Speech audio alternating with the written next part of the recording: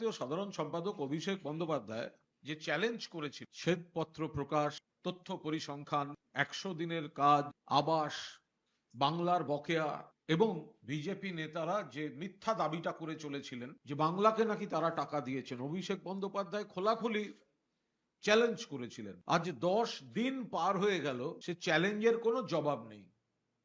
আমরা আরেকবার মনে করিয়ে দিচ্ছি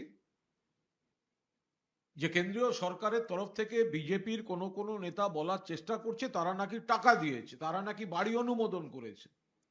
আর অভিষেক বন্দ্যোপাধ্যায় খুব স্পষ্টভাবে বলে দিয়েছিলেন যে শেষ 3 আর্থিক বছরে কেন্দ্রীয় সরকার বাংলাকে এই খাতে কত টাকা দিয়েছে, তো তারা দিক, প্রকাশ করুক, ব্যাংক অ্যাকাউন্টের ডিটেলসটা মিডিয়ার কাছে দিয়ে দিক, কোন অ্যাকাউন্ট থেকে রাজ্যের কোন অ্যাকাউন্টে এসছে। তথ্য পরিসংখ্যান নিয়ে মুখোমুখি ডিবেট চেয়েছিলেন, কেউ আসেননি সাড়া দিয়ে। আমরা মনে করিয়ে দিচ্ছি 10 দিন হয়ে গেল, অভিষেকের চ্যালেঞ্জে বিজেপি সাড়া দিতে পারল না।